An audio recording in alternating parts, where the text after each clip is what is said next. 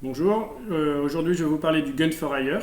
Le Gun for Hire, donc c'est le cinquième pistolet à fonctionner sur bateau Serra. Il fonctionne déjà depuis la version 35. À partir de la version 36 et des prochaines bêtas, vous aurez également le D-pad et les petits boutons sur le côté qui ne fonctionnent pas en 35 puisqu'on n'avait pas encore accès au pistolet pour automatiser cette configuration.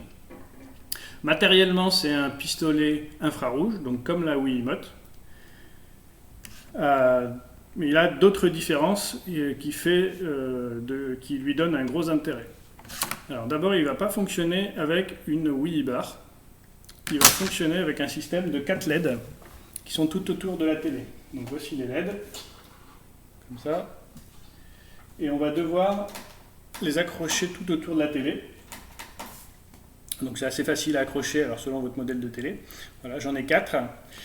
Et cette disposition des LED va servir au logiciel derrière à être beaucoup plus précis. Alors au-delà de la précision surtout, ne pas perdre la précision quand on se déplace. Matériellement, donc on a un pistolet infrarouge, mais dedans avec un mini Arduino qui fait que c'est beaucoup plus réactif. Quand je vais bouger ma mire, je vais bouger mon pistolet, je vais être beaucoup plus réactif. Alors ça ne va pas forcément être visible dans les jeux. Par contre, clairement, quand on fait des essais, on voit bien que le pistolet est beaucoup plus réactif.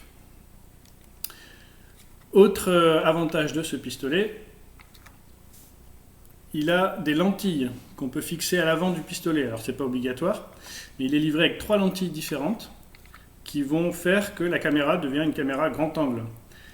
Et en l'occurrence, avec la lentille poisson, œil de poisson, on peut se mettre très près de la télé et on peut jouer peut-être à 1,50 m à peu près pour ma télé qui fait 55 pouces. Donc plus la télé est grande généralement et plus on a besoin de se mettre loin. En l'occurrence avec ma télé, avec les autres pistolets, il faut que je joue facilement à 3,50 m, 4 m. Avec ce pistolet, je peux jouer de très près. Donc selon la taille de votre salon, ça peut être intéressant d'avoir ce pistolet également. Quoi d'autre? Sur ce pistolet également, donc les LED, j'en ai parlé, elles sont USB, et donc on va pouvoir le brancher sur la télé pour l'alimentation. Il y a même un interrupteur qui permet de les éteindre quand on n'en a plus besoin. Également, matériellement, le pistolet, alors sur cette version, il y a un retour de force, donc auquel il faut brancher une alimentation qui n'est pas fournie, mais qui permet donc d'avoir le retour de force, tout simplement.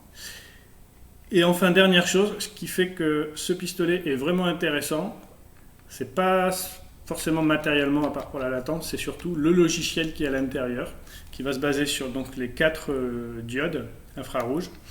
Le mec qui a bossé là-dessus, donc Jean-Baptiste, a fait un travail remarquable, alors point de vue on va dire mathématique, point de vue sur le logiciel, qui fait que si je me déplace n'importe où dans la pièce, si je tourne mon pistolet, je fais n'importe quoi, il reste toujours super précis. Donc c'est la force de ce pistolet. C'est le logiciel qui est fourni avec. Donc aujourd'hui, le logiciel ne peut pas marcher évidemment sur les autres pistolets, puisqu'il est à l'intérieur du pistolet.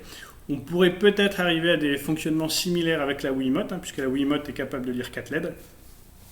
On fera quelques tests, on verra. Après, le driver actuel de la Wiimote qui fonctionne avec une seule lumière. Donc c'est moi qui l'ai fait, j'y ai passé juste peut-être 1 ou 2 soirées, donc il est assez ridicule. Il fonctionne très bien. Par contre, pour ceux qui l'ont essayé, vous avez vu que dès que vous déplacez de 1 ou 2 mètres, vous perdez la précision du pistolet.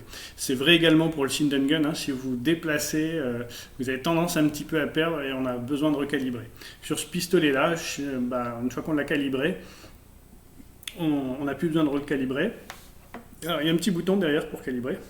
Alors si je veux mettre quand même un bémol, je ne sais pas si ça s'adapte à la vue ou quoi que ce soit, mais mon fils a essayé et lui il a eu besoin de recalibrer pour que ça marche pour lui, mais j'ai l'impression qu'il ne vise pas tout à fait pareil que moi dans le viseur en fait. Voilà. Mais une fois que je l'ai calibré, en tout cas pour moi, j'ai beau faire ce que je veux, ça fonctionne toujours très bien. Donc, je vais vous montrer un petit test pour la démo.